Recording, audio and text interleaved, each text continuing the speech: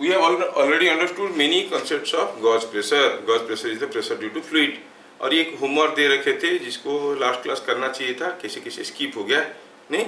चलो इसको करते हैं। क्या था क्वेश्चन इसमें, और आपको बताते हैं ये क्वेश्चन कहाँ का मालूम है, जेई एडवांस का। जेई एडवांस का क्वेश्चन है। अब आप लोग कर रहे हो जेई एडवांस देने के लिए, आपका एलिजिबिलिटी अभी और 5 साल बाकी है। 5 साल के बाद आप जेई एडवांस दोगे, अब से कर रहे हो, कर लियो तो अच्छी बात है। चलिए कोशिश करते हैं। क्या दिया, ऐसा कोई वर्टिकल ट्यूब है जिसका क्रॉस सेक्शनल एरिया तो ए है, ये साइड तो सीधा है, ये साइड थोड़ा टेढ़ा है, ये 30 डिग्री एंगल कर रहा है, और इसमें कोई एक लिक्विड है जिसका डेंसिटी रो है। पूछा है कि ये जो लिक्विड है, इस लिक्विड को एक्सप्रेस करके पकड़ के रखने के लिए क्या फोर्स की जरूरत है, जबकि लिक्विड का डेंसिटी क्या है, रो है। Density of the liquid is rho. To press this liquid by a distance x, मान लो कि यहाँ तक हम प्रेस करके रखेंगे तो क्या फोर्स की जरूरत होगा। अच्छा, ये लेंथ अगर x है तो इधर का वॉल्यूम तो बराबर ही होगा, नहीं होगा क्या? तो ये कितना चढ़ जाएगा, ये भी चढ़ जाएगा x, मतलब this length is going to be x। समझ में आया क्या? ये लेंथ x होने वाला है। अच्छा, अगर ये लेंथ x होने वाला है तो सोचो थोड़ा इस लेंथ को प्यार से देखते हैं। अब लिक्विड कहां तक है बताओ? अब लिक्विड कुछ यहां तक है, और हमें क्या करना है, पता करना है कि कितना फोर्स चाहिए उसको पकड़ के रखने के लिए। कितना फोर्स चाहिए, यहाँ का प्रेशर इनटू एरिया। अब यहाँ का प्रेशर कैसे पता करेंगे? Pressure at any point is given by H D G और एच रो जी, वेयर रो तो डेंसिटी ऑफ द लिक्विड हो गया, एच क्या हो गया, vertical height of free surface, ये हो गया h। समझ में आया क्या? है कि नहीं? ये फ्री सरफेस है, वर्टिकल हाइट हो गया h रो जी। ठीक है। अब क्या आपको मालूम है कि यहां से यहां तक का डिस्टेंस कितना है? हाँ, वो तो x लिए है, तो ये x है। क्या हमें मालूम है कि यहां से यहां तक का डिस्टेंस कितना है? ये डिस्टेंस x है और ये एंगल कितना है, 30 डिग्री। अगर इस लेंथ को मैं h डैश कहता हूं तो क्या आप देख सकते हो कि h dash by x is equal to sine 30। दिख रहा है क्या? देखो ये एक राइट एंगल ट्रायंगल है, h dash by x is sine 30, क्योंकि ये एंगल है 30 डिग्री। समझ में आया? तो फिर h डैश का वैल्यू कितना हो गया, x साइन 30 और x बाई 2। तो क्या आप मुझे h का वैल्यू बता सकते हो? h is this whole length, मतलब h डैश प्लस x,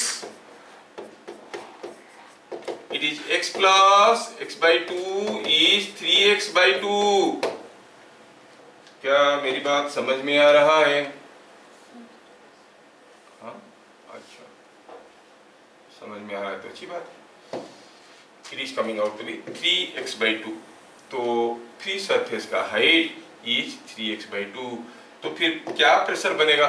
इस पॉइंट को अगर आपको एक पॉइंट नाम दोगे, ए नाम दे दो, प्रेशर एट ए क्या होगा, rho g h 3 rho g x by 2। तो what force is required to hold it? Pressure into area. हो गया? एरिया को मल्टीप्लाई करो, ये बन गया 3 rho by 2 g x A. This is the force required to press the liquid in the left limb down by a distance x। क्या सबको समझ में आया? अंडरस्टैंडिंग या स्टैंडिंग अंडर? अंडरस्टैंडिंग है ना। Interesting question. ये टेढ़ापन का हाइट को हमें पता करना था और ये मिल गया तो काम बन गया। जिनको समझ में नहीं आया दोबारा उनको बताते हैं। आप लोग जिनको समझ में आ गया लिख लो। इधर का लिक्विड को x प्रेस किए तो इधर का लिक्विड x चढ़ गया, ये डिस्टेंस x है, और अगर ये डिस्टेंस x है तो ये डिस्टेंस है x sine 30। h dash is x sine 30। आप लिख सकते हो h dash is x sine 30। तो फिर वैल्यू होता है साइन 30 का 1/2, तो ये बन गया h dash is x/2। So what is the vertical height of free surface above the point of concern? It is h, which is x plus h dash. क्या समझ में आ रहा है? So it is coming out with 3x/2. So the pressure here is 3x/2 into rho g. तो क्या force है? Pressure area. क्या बात समझ में आया? हाँ, ठीक है, ये हमें समझ में आ गया. अच्छा, ये क्वेश्चन हम लोग कर लिए थे. चलिए आगे बढ़ते हैं. और भी काफी क्वेश्चन हम लोग लास्ट क्लास देखे थे. Pressure the same horizontal level remain same. हम देखे थे कि कोई एक लिक्विड के लिए इट्स सेम होमोजेनियस लिक्विड अगर रेस्ट में है तो सेम हॉरिजॉन्टल लेवल में प्रेशर बराबर होता है. नहीं? अच्छा, इससे पहले भी हम लोग एक क्वेश्चन देखे थे यहाँ पर, शायद आपको याद होगा. अच्छा, ये वाला question. Find from what maximum height A Superman can drink water from A pond using A straw. Straw लगा के कितना मैक्सिमम हाइट से सुपरमैन पानी पी सकता है. देखो, जैसे जैसे वो पानी पिया उसका पेट में पानी आ गया. ठीक है, now water is there in him. पूछा है कितना मैक्सिमम हाइट से पी सकता है. Before you go for this question, मैं आपको छोटा सा क्वेश्चन दूसरा करवाना चाहता हूँ. अभी देखो, अगर ये हम किसी स्ट्रॉ से पानी पीते कैसे, ये मैकेनिज्म को समझो. हम कोल्ड ड्रिंक पीते हैं, कैसे पीते हैं? By sucking. What you suck? The air in the straw. जब आप किसी एक, ध्यान से देखने बेटा, ये समझने वाली चीज है. मान लो कि ये स्ट्रॉ है, तो क्या होगा कि यहां से अगर हम एयर को निकाल देंगे तो फिर अगर एयर को निकाल देंगे तो यहाँ पर एटमॉस्फेरिक प्रेशर क्या होगा? 0. एयर नहीं है तो प्रेशर कहाँ से आएगा? Is no pressure. लेकिन हमें तो मालूम है कि ये जो कोल्ड ड्रिंक है इसका यहाँ का प्रेशर यहाँ का प्रेशर बराबर होना चाहिए. It's same horizontal level for a homogeneous liquid at rest, pressure is same. तो यहाँ का प्रेशर कितना है? एटमॉस्फेरिक प्रेशर सीधा आ रहा है. लेकिन यहाँ पर तो हम एयर निकाल दिया और मुंह बंद करके रखेंगे कि बाहर का एटमॉस्फेरिक प्रेशर नहीं आ रहा है. जैसे तुम सबसे पेन चूस रहे हो, ऐसे हम लोग इसको सक करेंगे तो क्या होगा? ये हवा बाहर निकल गया. तो यहाँ का प्रेशर यहाँ का प्रेशर कैसे बराबर होगा? जैसे सक करेंगे, यहाँ का जो प्रेशर है वो पानी को प्रेस कर रहा है, लेकिन जाने का रास्ता नहीं पा रहा था. जब ये लिक्विड कुछ ऐसा था, प्रेशर हर जगह दबा रहा था, किधर जाएगा वो? रास्ता तो है नहीं. अब हर जगह प्रेशर दे रहा है लेकिन यहाँ पर प्रेशर तो नहीं है. तो यहाँ का लिक्विड, मान लो कि यहाँ पर आप बहुत जगह प्रेशर दे रहे हो और यहाँ पर एक छेदा है, तो पिचक करके बाहर निकल जाएगा कि नहीं निकल जाएगा? तो जैसे ये एटमॉस्फेरिक प्रेशर हर जगह अभी प्रेशराइज करेगा इसको, तो यहाँ का जो लिक्विड था वो चढ़ने लगेगा कि नहीं लगेगा? लेकिन कितना दूर तक चढ़ेगा? जब तक यहाँ का प्रेशर कम है. लेकिन जैसे लिक्विड चढ़ेगा यहाँ का प्रेशर बढ़ेगा कि नहीं? रो जी एच वाला फॉर्मूला से बढ़ते बढ़ते एच ग्रेजुअली बढ़ते जाएगा बढ़ते जाएगा. जब यहाँ का प्रेशर बराबर हो जाएगा और नहीं जाएगा. क्या मेरी बात समझ में आ रहा है? बड़ा खतरनाक मैकेनिज्म है. That's what answer. सर, एक मेरा डाउट था इसमें कि रुको मैं थोड़ा कंप्लीट कर लेता हूँ, तेरे डाउट को देखता हूँ. क्या आपको समझ में आया कि बिकॉज ऑफ एटमॉस्फेरिक प्रेशर ये लिक्विड चढ़ने लगेगा ऊपर? आ गया ना समझ में? तो ये लिक्विड चढ़ने लगेगा कुछ हाइट तक चढ़ेगा. जैसे जैसे चढ़ेगा लिक्विड भी प्रेशर देने लगेगा.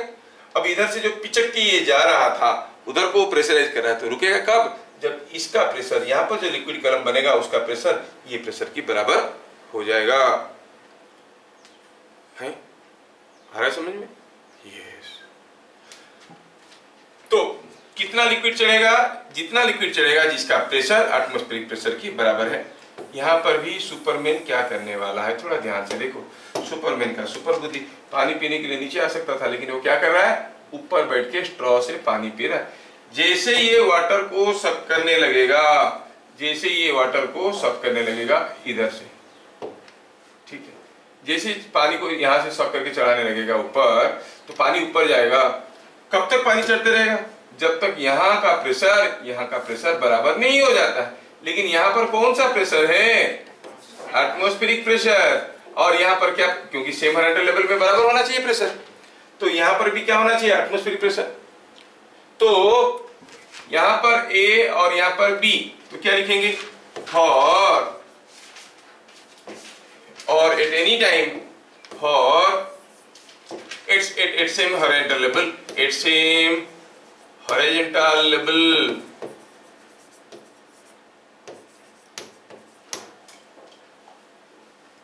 Pressure is same. अब इस चीज को हम कैसे लिखेंगे?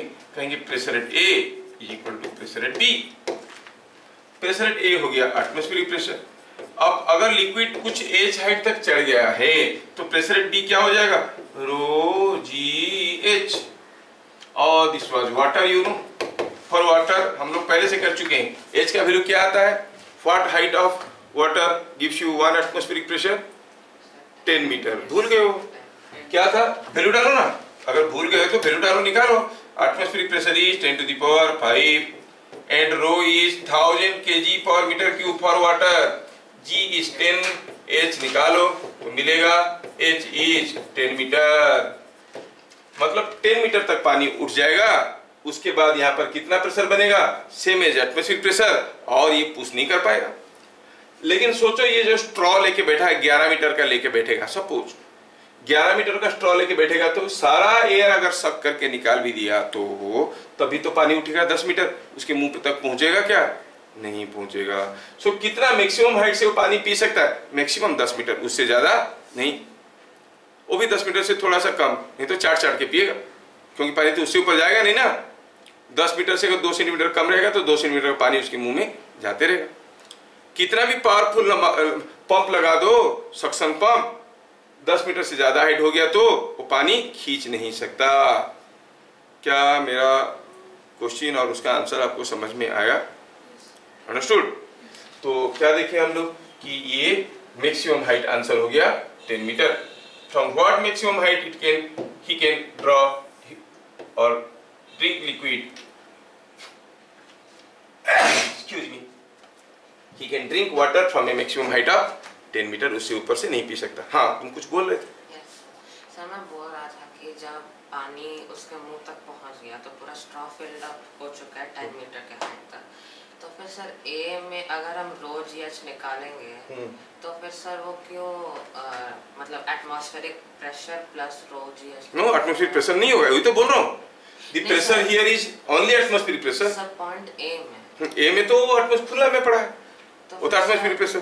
तो फिर सर वो तो एक लिक्विड नहीं लिया जाएगा पूरा स्ट्रॉ से लेकर पॉइंट। क्या ये जो सॉक कर रहा है वो फ्री सरफेस है? वो फ्री सरफेस तो नहीं है। तो फिर सर वैसे देखे तो अगर वो छोड़ देगा, जैसे शॉक कर रहा था छोड़ देगा, मुंह निकाल देगा, अब क्या होगा? ट्रुप नीचे आ जाएगा। सर फिर तो बीम में भी फिर रो जीएच काम नहीं करता। बीम में सिर्फ रो जीएच रहेगा, एटमॉस्फेरिक प्रेशर नहीं रहेगा। लेकिन सर फ्री सरफेस तो नहीं है ना। हाँ, देखो बी में फ्री सरफेस नहीं है, आपका बात मैं समझ गया, you are very intelligently thinking, very good. लेकिन सोचो तो हमारे पास कोई एक टेस्ट ट्यूब है ऐसा, ये लिक्विड भरा हुआ है, यहाँ पर क्या प्रेशर होगा? Pressure due to the weight, due to the liquid, और वेट से ही तो प्रेशर निकला था। रोजियस जो निकला था कैसे निकला था? सिलेंडर का वेट निकालो, लिक्विड का वेट, तो यहाँ पर प्रेशर कितना होगा? वही रोजियस तो होगा ही। समझ में आया? Are you getting? Yes,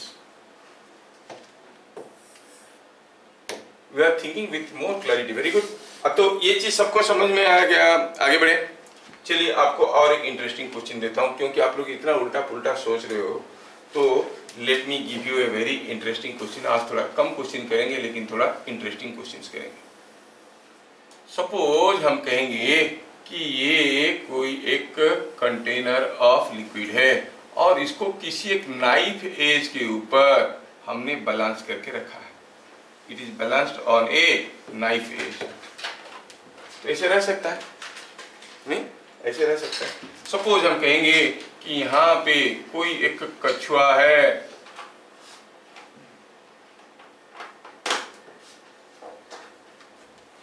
think of it, here is water and here is a प्यारा सा कछुआ। अब ये कछुआ पानी में ऐसा फ्लोट कर रहा है, मतलब तैर रहा है, और सब कुछ रेस्ट में, everything is at rest. Why at rest? क्योंकि इधर जो लिक्विड है कुछ फोर्स दे रहा होगा ना, इधर वाला लिक्विड भी कुछ फोर्स दे रहा होगा। ये लिक्विड इस पॉइंट में इसको ऐसे गिराने की कोशिश कर रहा है, ये वाला फोर्स इसको ऐसे गिराने की कोशिश कर रहा है। सोचो कि कोई नाइफ एज है और ये नाइफ एज पे कोई एक चीज ऐसे रखा हुआ है अब यहाँ पे जो फोर्स आ रहा है, यहाँ पे कुछ फोर्स आ रहा है, ये ऐसे गिराने की कोशिश कर रहा है, ये ऐसे गिराने की कोशिश कर रहा है, लेकिन अगर दोनों फोर्स बराबर होंगे तो गिरेगा क्या? रेस्ट में रहेगा। तो रेस्ट में है। समझ में आया क्या? Now the question start. Question क्या है यहां तक समझिए, उसके बाद इफ द टॉर्टोइस, ये जो कछुआ मूव टू राइट, राइट को चले जाता है स्विंग करके, दी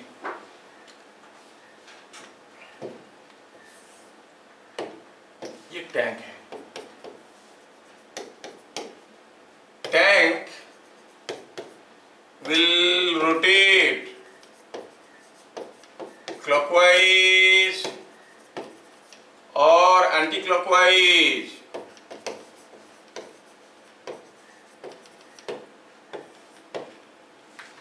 क्वेश्चन समझ में आया क्या? अगर ये कछुआ इधर को चले जाता है तो ये टैंक क्लॉकवाइज रोटेट करके गिरेगा कि एंटी क्लॉकवाइज रोटेट करके गिरेगा? सोचना है क्या होगा, सोचना है क्या होगा, कैसे रोटेट करके गिरेगा। क्लॉकवाइज दो लोग बोल रहे हैं, बोलो। एंटी क्लॉकवाइज, क्योंकि दो बोल रहे हैं तो कुछ तो करना है। अच्छा पहले देखो ना, ये कोई एक डंडा है, इस डंडे को किसी नाइफ एज के ऊपर हम लोग बैलेंस किए हुए हैं। इधर का फोर्स F1 है, इधर का फोर्स F2 है। अगर ये बैलेंस्ड है का मतलब क्या हुआ? F1 = F2। अगर F2 को ज्यादा कर देंगे तो क्या होगा? इधर को गिर जाएगा। F1 को ज्यादा कर देंगे इधर को गिर जाएगा। अभी जब कछुआ यहां पर था, यहां पर प्रेशर ज्यादा था कि यहां पर प्रेशर ज्यादा था कि यहां पर प्रेशर ज्यादा था? Pressure at A, B, C कहां पर सबसे ज्यादा था? कहां पर प्रेशर ज्यादा था? At the same horizontal level pressure has to be same. Pressure same था नहीं? अब कछुआ यहां पर है या यहां पर है या यहां पर है, क्या यहां का प्रेशर बदलेगा? क्या यहां का फोर्स बदलेंगे? नहीं, तो हरदम बैलेंस ही रहेगा। कछुआ तैरते रहेगा लेकिन ये नहीं गिरेगा। क्या मेरी बात समझ में आया? है ना? तो क्या लिखेंगे? As pressure at A = pressure at B = pressure at C। Therefore, by movement of कछुआ of tortoise, the tank will not fall। क्यों? क्योंकि पहले इधर जितना फोर्स आ रहा था अब भी उतने ही फोर्स आएगा, क्योंकि प्रेशर वही है, एरिया वही है। क्या मेरी बात समझ में आ रहा है? Yes yes. अच्छा, कछुआ नहीं गिरेगा, समझ में आ गया? हम कोई भी चीज डाल दे तो ऐसे। हाँ, लेकिन अगर ये नहीं होता, क्या लिक्विड नहीं होता, मान लो सैंड होता और कछुआ चल रहा है, सैंड में हर जगह बराबर प्रेशर नहीं होगा। सैंड पे यहाँ पे कोई चीज रखोगे तो यहाँ पर प्रेशर ज्यादा होगा, यहाँ पर प्रेशर कम होगा। तो इन दैट केस अगर ये सैंड होता और कछुआ चलता तो ग्रुप करके इधर को गिर जाता, क्योंकि ये लिक्विड है तो ये बैलेंस हो जाता है। समझ में आ रहा? अच्छा चलिए अगला question. Before I go for the next question, I would like to tell you a small formula. You know, Boyle's law, pressure into volume for gases, P1 V1 = P2 V2। मालूम है? नहीं मालूम है? Oh sorry, चलो start करो classes.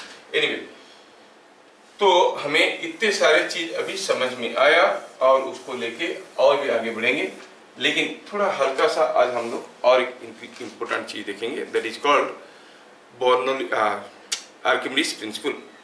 ठीक है, हल्के से क्लास 9 में सब चीजों को बहुत डिटेल्स में करेंगे हम लोग। आर्किमिडीज प्रिंसिपल क्या कहता है?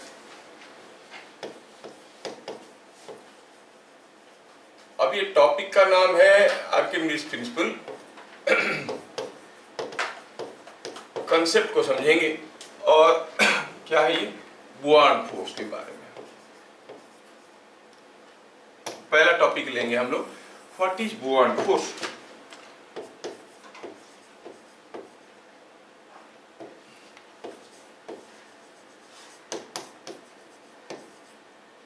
क्या है ये? एक फोर्स है, ये एक फोर्स है। क्या है वो बुआंट फोर्स? चलिए समझते हैं।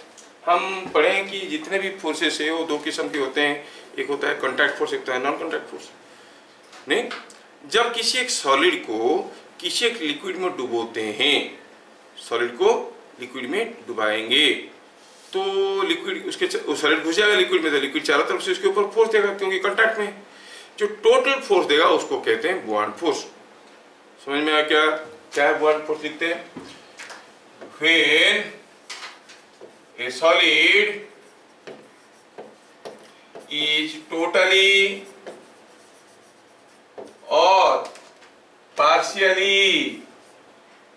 totally or partially immersed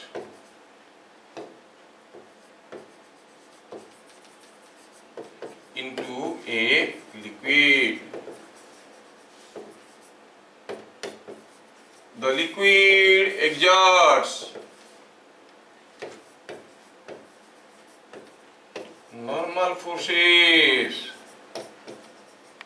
Liquid exerts normal forces at every point on the surface of immersed solid.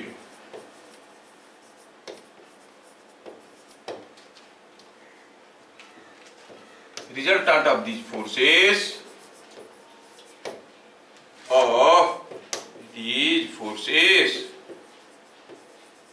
is called buoyant force. क्या नाम आप लोग पहले से सुने थे? बुआंट फोर्स क्या है? कोई प्लास्टिक बॉल को पानी में डुबाओ, छोड़ दो, पिचक के ऊपर आ जाता है। कैसे आ जाता है? कौन धकेलता है उसको? Force exerted by water. नहीं, तो ये चीजों को पहले हम समझते हैं कि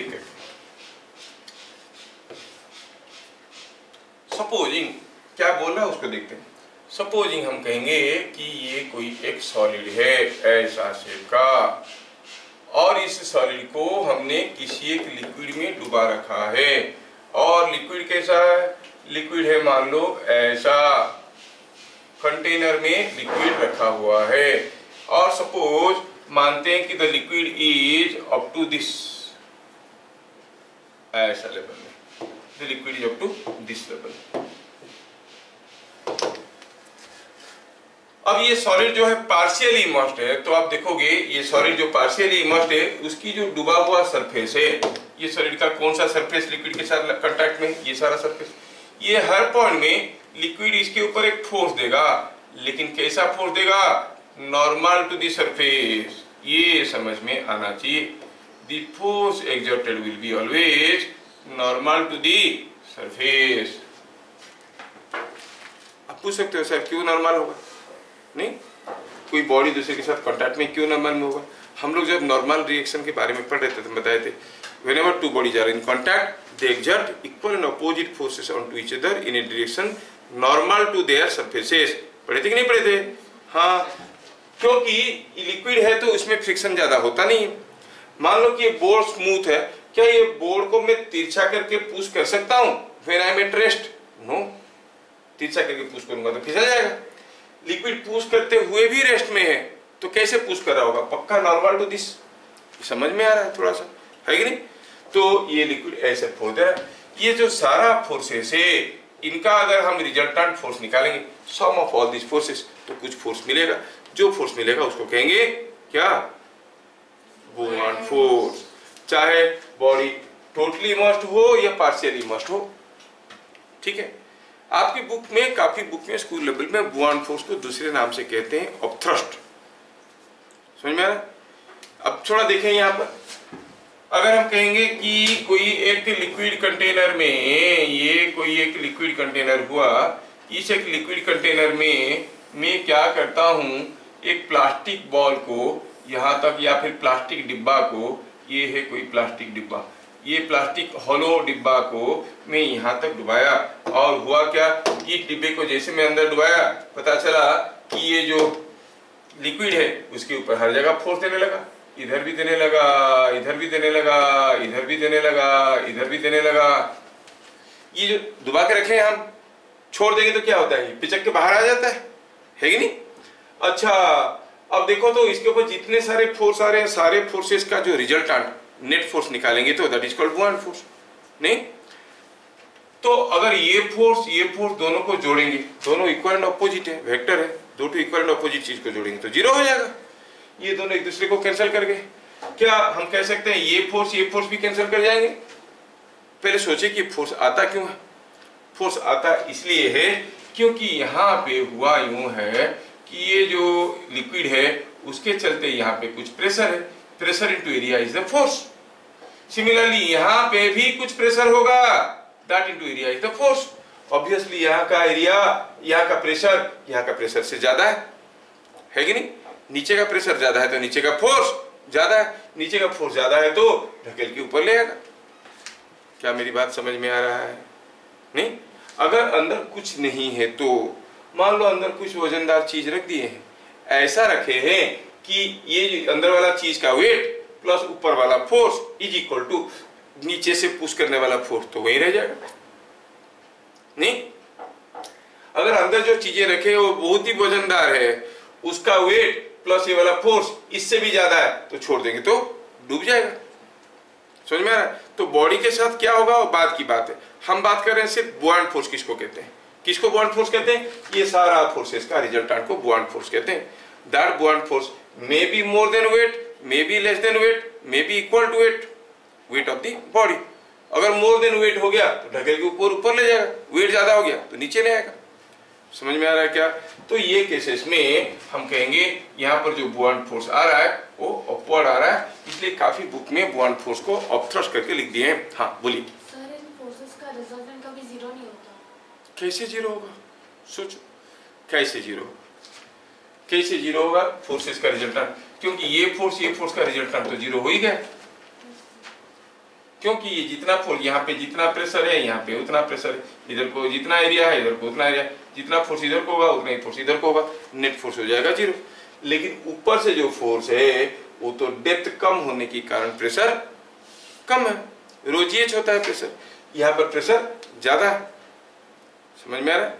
तो हम कहेंगे यहाँ का फोर्स ज्यादा है, यहाँ का फोर्स कम है। F1 और F2 ये दोनों एक दूसरे को कैंसिल कर जाएंगे, बट F3 और F4 की बात करें तो आप कहोगे कि जो आपका F4 है वो तो F3 से ज्यादा है, तो क्या होगा, ये बॉडी को पुश करके ऊपर ले लेगा। Is it understood? हाँ हाँ। तो बुआंट फोर्स क्या हो गया? Resultant of all this forces. When ये एग्जाम्पल ले लिया जाए, सपोज मैं बुआंट फोर्स का मैग्नीट्यूड निकालना चाहता हूँ, कितना है वो बुआंट फोर्स, ठीक है, कितना है वो बुआंट फोर्स मैं निकालना चाहता हूँ। चलिए मैं कोई एक केस लेता हूँ जिसमें हमारे पास एक कंटेनर तो है और हम कहेंगे कि यहाँ पे मैं बुआंट फोर्स निकालना चाहता हूँ, और चलो मानते हैं कि हमारे पास कोई एक ऐसा सिलिंड्रिकल बॉडी है, ये कोई एक बॉडी है, suppose this is what is a cylinder, जिसका लेंथ कितना, length of the cylinder is L। अब मैं ये सिलेंडर को यहाँ पर डुबा के ऐसे बांध के रखा हूँ, I hope you understand, cylinder ऐसे झूलना। अब पूछा ये है कि बताओ what is the buoyant force on this cylinder, ये सिलेंडर के ऊपर बुआंट फोर्स है कितना, हम जानना चाहते हैं, ठीक है ना, हम जानना चाहते हैं बुआंट फोर्स है कितना। चलिए कहते हैं कि ये लिक्विड का डेंसिटी रो है, ये सिलेंडर का एरिया कुछ होगा, कॉल दिस एरिया A है, यहाँ का एरिया भी A ही होगा, और लेंथ इसका L है। Let us consider the cylinder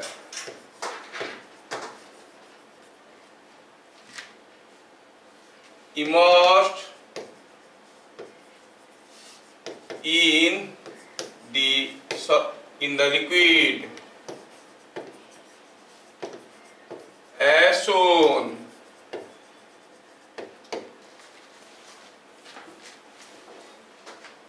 क्या दिया है? L is length of cylinder. अच्छा, A क्या है? Area of cylinder. A क्या है? Area of the cylinder. L क्या है? Length of the cylinder. अच्छा, ये बात. We want to find out the buoyant force. What is buoyant force? अब ये लिक्विड इसके ऊपर जितने सारे फोर्सेस दे रहा है, सारे फोर्स को जोड़ेंगे. नहीं, लिक्विड इसके ऊपर ढेर सारे फोर्सेस दे रहा है, हम सारा फोर्स को जोड़ना चाहते हैं. चलिए, सारा फोर्स को जब जोड़ने की कोशिश करेंगे, सारा फोर्स को जब जोड़ने की कोशिश करेंगे, हम देखेंगे कि इधर से कुछ फोर्स तो आ रहा होगा, साथ साथ इधर से भी कुछ फोर्स आ रहा होगा. The force exerted by the liquid on the cylinder is because of the pressure. Pressure into area is the force. इधर से भी कुछ फोर्स आ रहा होगा, call it F1, और नीचे से भी कुछ फोर्स आ रहा होगा, call it F2. समझ में आया क्या? और इधर से जो फोर्स आ रहा है, कहो इसको F3, F4. Force at any point on surface of cylinder is due to gauge pressure at that point. वहां पर जो प्रेशर है उसके लिए हो रहा है ना. वी क्लियरली सी कि प्रेशर यहाँ पे जितना होगा यहाँ पे उतना होगा. So F3 is equal to F4. होगा कि नहीं? ये जितना फोर्स देगा ये उतना ही फोर्स देगा, दोनों तरफ प्रेशर बराबर है. नहीं? अच्छा, अभी व्हाट इज F1? F1 तो हम क्या कहेंगे? अच्छा, F3 एंड F4 जो है वो इक्वल एंड अपोजिट है कि नहीं? ये जितना फोर्स दे रहा है उतना ही फोर्स दे रहा है, तो नेट फोर्स क्या हो गया इस डायरेक्शन में? 0. So net force in horizontal direction, net force in horizontal direction, net force on cylinder along horizontal is equal to F3 minus F4. क्योंकि वो इक्वल एंड अपोजिट है, तो हॉरिजॉन्टल डायरेक्शन में कोई फोर्स नहीं आया. कोई इसको साइड वाइज पुश तो नहीं कर रहा है. नहीं, वर्टिकल डायरेक्शन में कुछ फोर्स है क्या? थोड़ा ध्यान से देखो तो. What is the force in the vertical direction? What is the force in the vertical direction? Vertical direction में देखे तो ऊपर से F1, नीचे से F2. कहाँ पे प्रेशर ज्यादा है? नीचे के ऊपर? नीचे प्रेशर ज्यादा है. तो कौन सा फोर्स बड़ा है? F2 और F1? F2 बड़ा है. नहीं, अगर ये चारों फोर्स को जोड़ेंगे, ये दोनों तो एक दूसरे को कैंसिल कर जाएंगे. ये दोनों मिलके क्या देगा? F2 प्लस F1 कि F2 माइनस F1? F2 ऊपर की तरफ, F1 नीचे की तरफ. F2 minus F1. हाँ, 10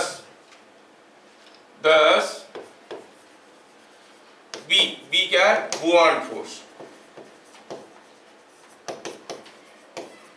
is equal to F2 minus F1. समझ में आया क्या? सारा फोर्सेस को जोड़ोगे तो आपको मिलने वाला है क्या? बुआंट फोर्स. बुआंट फोर्स देखिए कि F3 F4 ऐसे ही कैंसिल हो गया, F2 माइनस F1 हो गया. चलो F2 निकालते हैं. चलिए कोशिश करते हैं F2 निकालने का. ये जो सिलेंडर को हम इसके अंदर डुबाए हुए हैं, कितना अंदर डुबा है मालूम नहीं है. कुछ मान लो h हाइट तक डुबा है. Suppose this height is h. कितना डुबाया? h. और ये सिलेंडर का लेंथ कितना था? यहाँ से सिलेंडर का लेंथ कितना लिए थे हम लोग? L. अच्छा, क्या बताओगे? What is F1? It is pressure here into area. यहाँ का प्रेशर कितना होगा? Rho g h into area. यहाँ पर rho g h plus L into area. Are you getting? तो हम क्या कहेंगे? कहेंगे F2 हो गया rho g h h plus L into area minus rho g h into area. क्या मेरी बात समझ में आ रहा है? आ रहा ना? अब थोड़ा सा और सिंप्लीफाई करें तो देखें तो कितना इंटरेस्टिंग आ रहा है। It is coming rho g h into area plus rho g L into area minus rho g h into area. ये तो एक दूसरे को खा गए, बच गया क्या? It is rho g L into area, है ना? कितना इंटरेस्टिंग। ये जो L इंटू एरिया है, L क्या है? Length of the cylinder. A क्या है? Area of the cylinder. L into A क्या देगा? Volume of the cylinder. जितना वॉल्यूम डुबाओगे उतना फोर्स आएगा। समझ में आ रहा है? So it is equal to, हम कहेंगे rho g V, where V is equal to AL is equal to volume of immersed cylinder.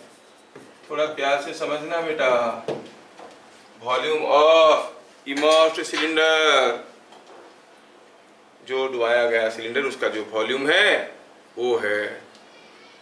क्या मेरा बात समझ में आया? और रो क्या था? किसका? डेंसिटी, सॉलिड का कि लिक्विड का? लिक्विड का डेंसिटी था, क्योंकि प्रेशर निकाल रहे थे। रो इज डेंसिटी ऑफ लिक्विड। क्या यहाँ तक की चीजें सबको बढ़िया से समझ में आया? हाँ, ठीक है। अब क्योंकि नई चीज है ना, पहली बार आप लोग देख रहे हो तो थोड़ा देख देख के फूक के चलोगे तो ठीक लगेगा। चलिए, अब हमें जो समझ में आए उसको समझने की कोशिश करते हैं। Now what we understood, bond force is given by the formula rho g V, जिसमें रो क्या है? डेफिनेशन लिख रहे हैं, बार बार इसको अलग अलग तरीके से समझेंगे।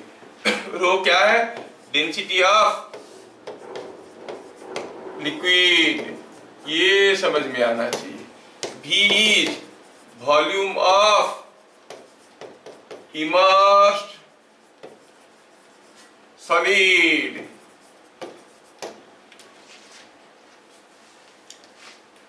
क्या बात समझ में आ रहा है? V is the volume of immersed solid, मतलब जो डूबा हुआ सॉलिड है उसका वॉल्यूम जितना ज्यादा होगा बॉन्ड फोर्स उतना ज्यादा होगा।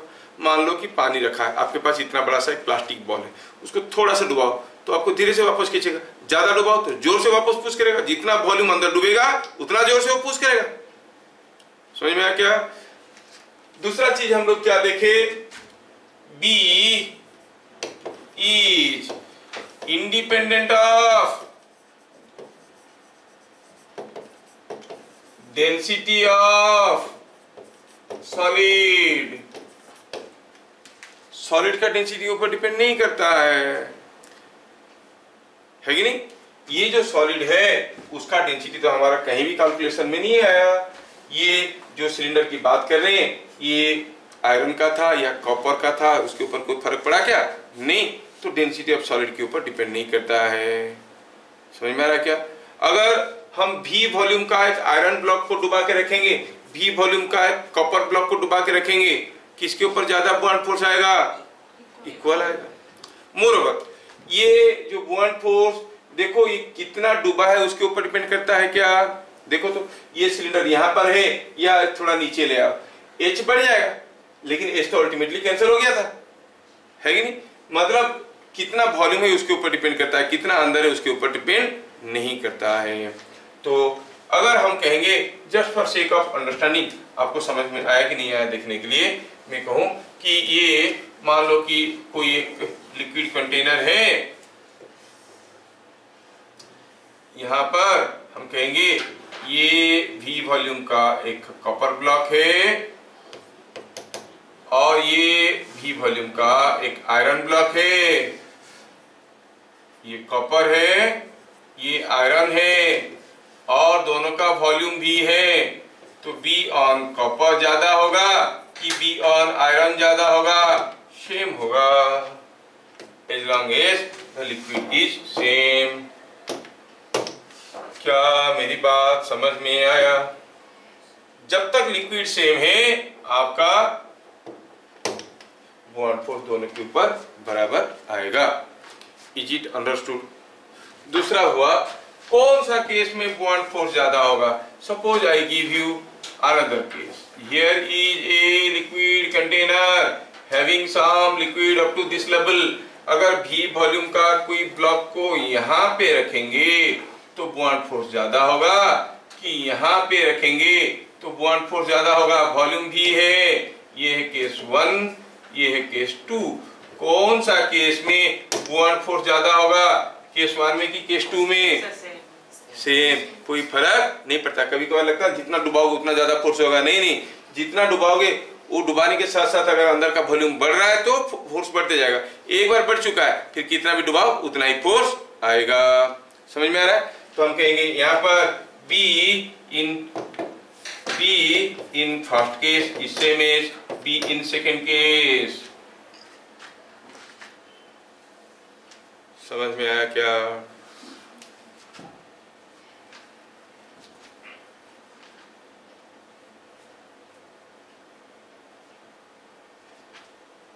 समझ में आया क्या? अच्छा, ये एग्जांपल्स में हमें समझ में आया। Doesn't depend upon density of solid. ठीक है, और एक क्वेश्चन लेते हैं। हम लोग ये स्टेटमेंट को देखेंगे बार बार। सपोज ये स्टेटमेंट को थोड़ा और एक्सपांड कर देते हैं, फिर देखेंगे। B is equal to rho g we.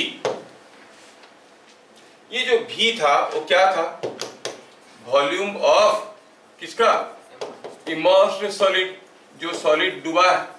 हाँ सर, ये तो समझ में आता है, लेकिन जब सॉलिड नहीं था वहां पर क्या भरा हुआ था? लिक्विड भरा हुआ था।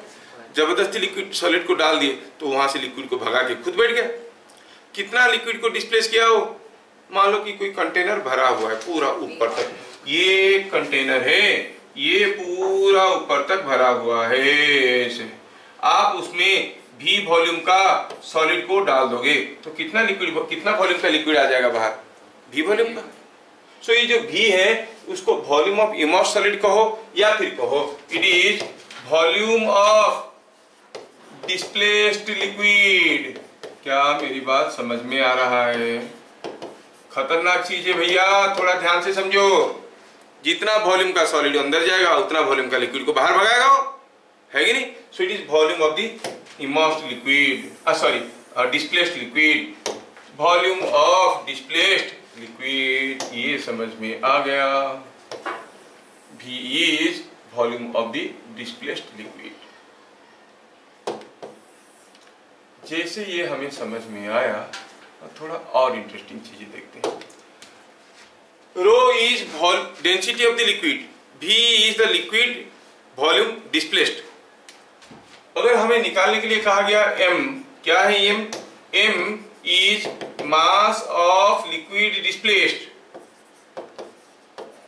जो लिक्विड डिस्प्लेस हो गया है वो कितना है अगर कोई पूछेगा तो हम क्या कहेंगे? It is density of liquid into volume of liquid. Rho भी क्या हो गया? Mass of the liquid displaced, है कि नहीं? तो रो भी के जगह हम क्या लिख सकते हैं? मास ऑफ द लिक्विड। तो बी क्या बन गया? बड़ा interesting, it is mg। So what is that? Wait of the liquid displaced.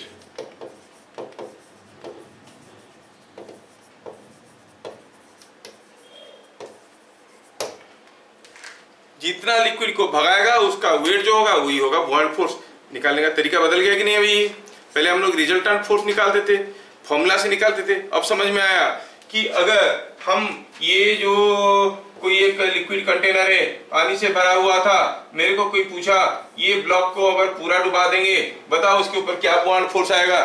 ना मैं लिक्विड मालूम है, ना कुछ मालूम है, ना डेंसिटी मालूम है, ना वॉल्यूम मालूम है, कुछ नहीं मालूम है। तो देखेंगे जिसको जैसे इसको हम डुबा देंगे ये उछल के बाहर आ जाएगा कुछ लिक्विड। जितना लिक्विड बाहर आ गया उसको वजन कर दो, जो है वेट वही है बॉन्ड फोर्स। क्या मेरी बात समझ में आ रहा है? It is wait of the liquid displaced. क्या मेरी बात समझ में आया? सपोज मैं आपको एक छोटा सा केस देता हूं to see that you really understand. Suppose हम कहेंगे कि यहाँ पे कोई एक कंटेनर था, यहाँ पर कोई एक सॉलिड ऐसे फ्लोट कर रहा था और उसके नीचे हमने रखा था एक container of liquid with A tapering outlet like this, और मान लेते हैं कि इसमें लिक्विड एग्जैक्टली अच्छा यहां था, यहां पर क्या था, यहां पर मान लो कि एक ट्रे रखा हुआ था। थोड़ा ध्यान से देखना और बताना बेटा, ये कोई एक वेइंग मशीन है जिसमें रीडिंग दिखा रहा है, यहाँ पे भी एक वेइंग मशीन लगा है जिसमें रीडिंग दिखा रहा है, इसमें रीडिंग दिखा रहा है W1, इसमें रीडिंग दिखा रहा है W2, कुछ कुछ दिखा रहा होगा। और ये जो आपका कंटेनर है, इस कंटेनर में हुआ यूं है, इस कंटेनर में आपने यहां तक लिक्विड भर रखा है, पूरा यहां तक लिक्विड भर रखा है, ठीक। अब ये हो गया आपका सॉलिड। अच्छा, अब हुआ क्या है, थोड़ा सा इसको ढंग से बनाना चाहता हूं ताकि आपको समझ में आ जाए। ये सॉलिड ऐसा था, सॉलिड के बारे में हमें कोई जानकारी नहीं, ऐसा एक अरेंजमेंट रखा हुआ था, ध्यान से देखो, ऐसा एक अरेंजमेंट रखा हुआ था। ये कुछ वजन दिखा रहा था क्योंकि पानी भरा हुआ है तो रीडिंग तो दिखाएगा। यहाँ पर भी कुछ एक प्लेट जैसा रखा है, कोई पैन जैसा, और इसमें भी रीडिंग दिखा रहा है। अब मैं क्या करता हूँ, I repeat the same figure. Physically feel करने की कोशिश करना बेटा, फिजिकली फील करने की कोशिश करना तभी बनेगा। ये हिस्ट्री ज्योग्राफी नहीं के रट्टा मार लेते हैं। तो मैं क्या करता हूँ, अब मैं क्या किया, ये जो हमारे पास सॉलिड यहाँ पे था, सॉरी, ये जो सॉलिड यहाँ पे था, इस सॉलिड को मैं धीरे धीरे धीरे धीरे इसके अंदर डुबा दिया। जैसे डुबा दूंगा क्या हो जाएगा सोचो, ये लिक्विड उछल जाएगा कि नहीं इधर से, क्योंकि यहां तक भरा हुआ था। जैसे डुबा लिक्विड उछला तो लिक्विड कहाँ आएगा, लिक्विड यहाँ आएगा, इसमें आ जाएगा। The liquid has come here. समझ में आ गया? जैसे लिक्विड यहाँ पे आ गया, आप देखोगे जो लिक्विड यहाँ पे आ गया है, that liquid is now available here, यहाँ पे है ना। क्या आपको मालूम है कि ये तो रीडिंग था, चलो उसके बारे में सोचेंगे। मान लो इसका रीडिंग था, पहले ये रीडिंग था, सपोज फॉर योर अंडरस्टैंडिंग ये W1 था, अब ये हो गया W2। इसको छोड़ो, हम खाली इसके रीडिंग के बारे में करें। क्या बता सकते हो what is the buoyant force on the block? पहले इसका वेट कितना था, W1, अभी क्या है वेट W2। क्यों बढ़ गया, कुछ लिक्विड इसमें गिर गया, नहीं लिक्विड गिर गया तो अब बुआयांट फोर्स कितनी बढ़ गया है वेट, तो W2 minus W1 is the buoyant force. क्या मेरी बात समझ में आ रहा है, आया समझ में? तो हम कहेंगे हियर बुआयांट फोर्स इज, एग्जाम्पल के तौर पे कर रहे हैं तो थोड़ा थोड़ा मजे लेके डायग्रामेटिकल देखने से ना चीजें जल्दी समझ में आ जाता है। तो सॉल्यूशन, हाँ ये एग्जाम्पल है, क्या लिखेंगे यहाँ पर, here B on block is equal to W2 minus W1। क्या ये चीजें सबको समझ में आया ना? हाँ अच्छा, अगर ये लिक्विड जो है वो मान लो पेट्रोल होता, पहला केस में पेट्रोल हुआ तो बुआयांट फोर्स कुछ निकला, दूसरे केस में मरकरी हुआ, बुआयांट फोर्स निकलेगा। कौन सा केस में आपका बुआयांट फोर्स ज्यादा होगा, मरकरी के केस में, क्योंकि बहुत ही हैवी है, हाई डेंसिटी का, इतना सारा मरकरी का वेट काफी ज्यादा हो जाएगा। तो इसका मतलब जो बुआयांट फोर्स है वो सॉलिड के डेंसिटी के ऊपर डिपेंड नहीं कर रहा है, किसके ऊपर, लिक्विड का डेंसिटी के ऊपर डिपेंड कर रहा है। Could you follow this arrangement? हाँ, लिखना है कि नहीं लिखना है, लिख दियो? अच्छा, बहुत स्पीड लिखते हो। अच्छा, तो buoyant force on this block is this, ठीक है। अब हम थोड़ी देर पहले देखे कि buoyant force is of thrust. क्या देखे देखे हम दूसरा कि when solid is immersed from top of surface,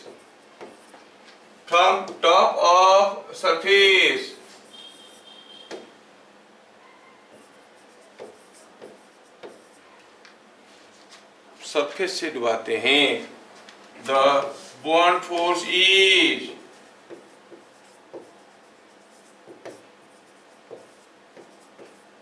upward, so it is called upthrust. It is called upthrust. ठीक है, इसको अपथ्रस्ट कहते हैं क्योंकि फोर्स अपवर्ड है ना। अपथ्रस्ट क्यों कहते हैं समझ में आया? थ्रस्ट का मतलब नॉर्मल फोर्स, अप मतलब अपवर्ड, अपवर्ड पुश करेगा। कोई भी जिसको पानी में जबरदस्ती डुबा के छोड़ो, किधर से? ऊपर से, तो पिचक के फुल ऊपर आ जाएगा। बट इन जनरल बुआंट फोर्स को अपथ्रस्ट कहना गलत है। क्यों गलत है वो देखेंगे हम लोग। ये तुम लोगों की क्लासेस में स्कूल में इसे पढ़ाएंगे। बुआंट फोर्स और अपथ्रस्ट दोनों बराबर चीज है। हम बताएंगे दोनों बराबर चीज नहीं है। क्यों नहीं है बताएंगे, लेकिन उससे पहले अब देखो कि ये जो बुआंट फोर्स है, ये अभी इसके ऊपर एक फोर्स दे रहा होगा, किस डायरेक्शन में? अपवर्ड डायरेक्शन में। बताओ, ये स्ट्रिंग में कुछ टेंशन था जब ये झूल रहा था, अब भी कुछ टेंशन है। कौन सा केस में टेंशन ज्यादा है, पहला केस में कि दूसरा केस में? पहला केस में टेंशन था T1, दूसरे केस में टेंशन है T2। ज्यादा कौन? T1 और T2? T1 ज्यादा है। दूसरे केस में पानी उसको सपोर्ट देके रखा है, T2 इज लेस। कितना कम है? Can you tell me? T2 plus B is equal to T1। क्या आपको समझ में आ रहा है? ये जो buoyant force on the block can be also understood as T1 minus T2। मान लो आप ऊपर से पकड़ के रखे हो, हवा में रखे थे तो ज्यादा फोर्स था, पानी में डुबाने के बाद आपको कम फोर्स लग रहा है पकड़ के रखने के लिए। That means you feel as if it has lost some weight, क्योंकि नीचे से कोई सपोर्ट दे रहा, लगेगा कि थोड़ा हल्का हो गया। So buoyant force is also called loss of weight of the immersed solid. क्या मेरी बात समझ में आया? सो B, क्या पता चला? B is also equal to loss of weight of immersed solid. B is loss of weight of immersed solid. क्या बात समझ में आ रहा है? सबको आया समझ में? तो कोई भी चीज को डुबाओ, मान लो कि अब आसानी से हम पता कर सकते हैं। आई give you one more example. तो बताओ कि एक क्वेश्चन लेते हैं। सपोज हम कहेंगे, ये एग्जांपल को थोड़ा ध्यान से देखो। मैं क्या करता हूं, यहाँ पे ये वाला फिगर उठा के ले आता हूँ। कितना उठा के लाए, चलो रहने हम कर देते हैं। सपोज हम कहेंगे यहाँ पर हमारे पास कोई कंटेनर ऑफ लिक्विड रखा हुआ था और यहाँ पर कोई एक स्प्रिंग बैलेंस से कोई एक ब्लॉक झूल रहा था। ये रीडिंग दिखा रहा था W1 और ये जो आपका कंटेनर ऑफ लिक्विड है, चलो मानते हैं कि इसको कहीं रखे थे हम लोग, जो रीडिंग दिखा रहा था W2। क्यों दिखा रहा था? क्योंकि यहाँ पे हमने कुछ लिक्विड रखा था, इस लिक्विड का वेट यहाँ पर दिखने में आ रहा था। सेम केस को रिपीट किया गया। जब रिपीट किया गया पता चला कि सेम केस को रिपीट किए तो क्या किए हम लोग? We took the solid into the liquid. अब ये सॉलिड को मैं लिक्विड के अंदर ले लिया। जैसे सॉलिड को लिक्विड के अंदर ले लिया, अब ये रीडिंग बढ़ जाएगा कि घट जाएगा? क्या हो जाएगा? रीडिंग बढ़ जाएगा कि घट जाएगा? घट जाएगा भाई। ये नीचे से ये पूरा खींच के रखा था स्प्रिंग बैलेंस को, अभी ये नीचे से कुछ सपोर्ट दे रहा होगा? नहीं दे रहा होगा, दे रहा होगा, तो घट गया। मान लो बन गया W3। क्या यहाँ का रीडिंग अब भी W2 रहेगा? क्या रहेगा सोचते हैं, चलो कहते हैं W4। अब ये W1, W2, W3, W4 में हम एक रिलेशन देखेंगे, ठीक है।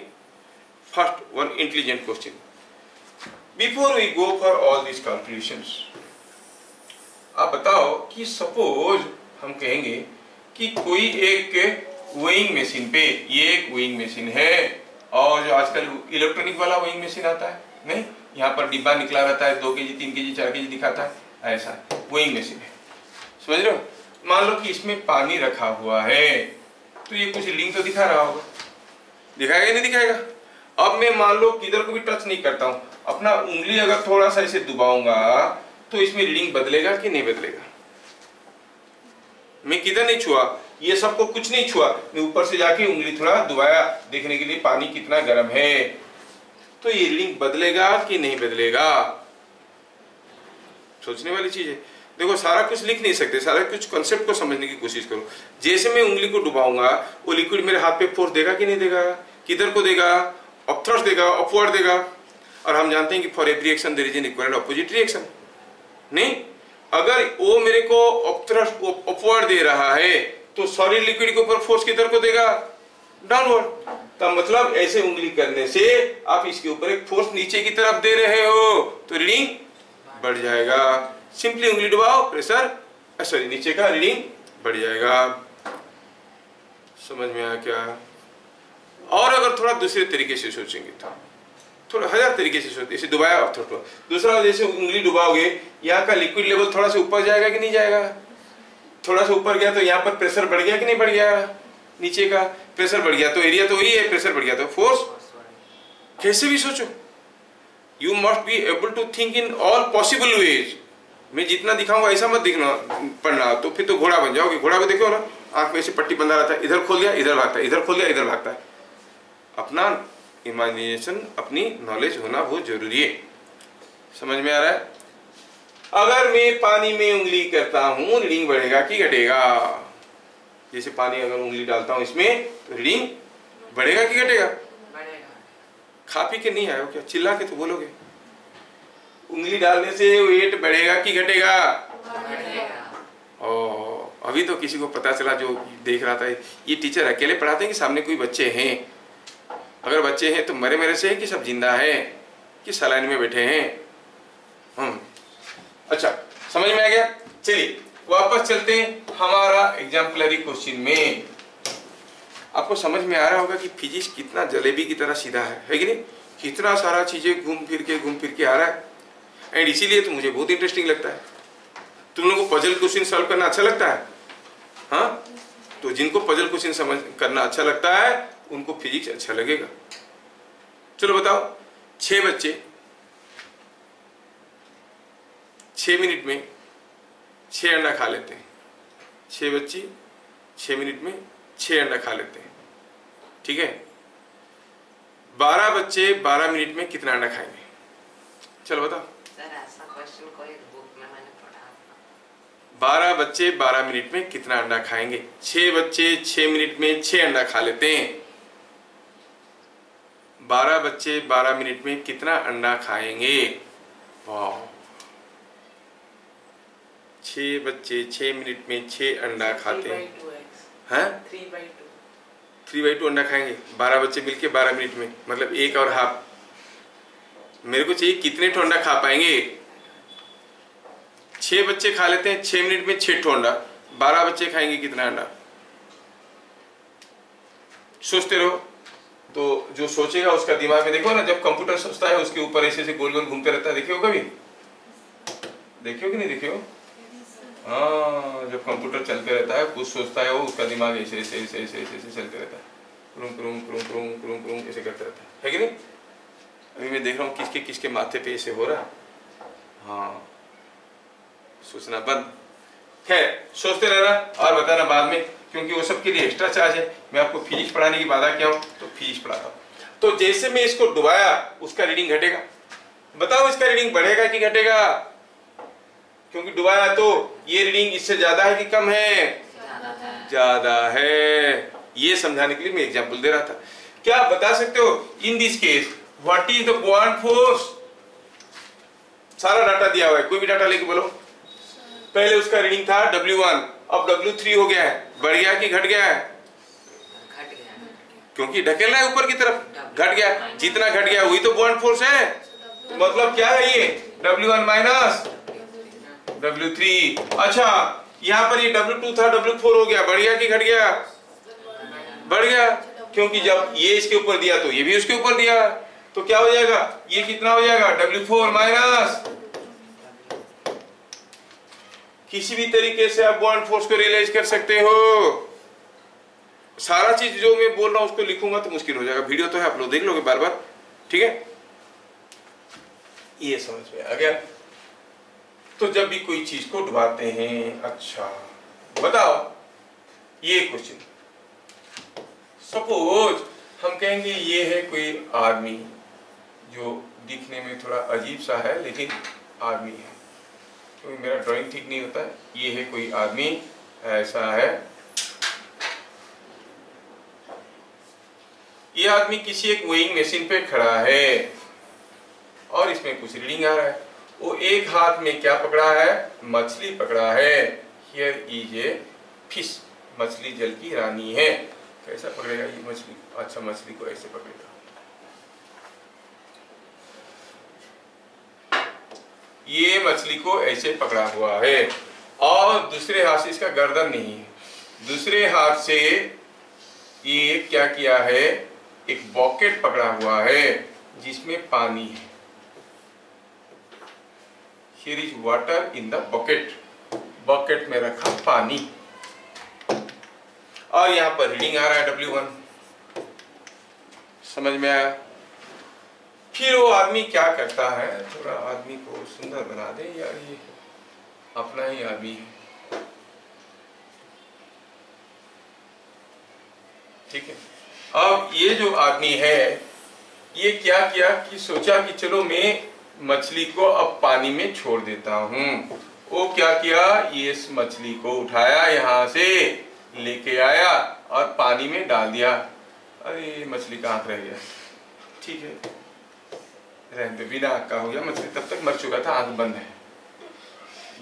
तो मछली को छोड़ दिया। अब रीडिंग हुआ W2। क्वेश्चन क्या दिया है, अब क्वेश्चन क्या दिया है, जैसे मछली को इसमें छोड़ दिया रीडिंग हो गया W2। Could you follow the question.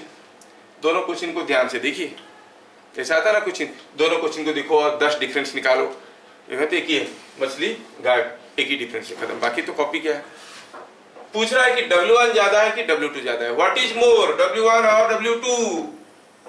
टंग टंग टंग, सोचने वाली चीज है। What is more, what is more W1 और W2। What is more, W1 और W2। दोनों में से कौन ज्यादा होगा। वेइंग मशीन पे दोनों खड़े हैं, वेइंग मशीन पे दोनों खड़े हैं, कौन सा केस में रीडिंग ज्यादा होगा। जब तक आप लोग सोचते हो मैं इस आदमी को अच्छा अच्छा ड्रेस पहनाता हूँ, तू पहन ले,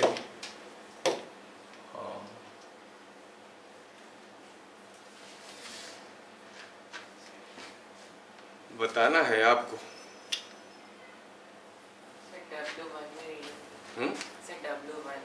W1 ज्यादा है, W2 कम है। मैं एक कहानी बताता हूँ, उसको सोच के यहां से आपको क्लू मिल जाएगा उसमें से, ठीक है।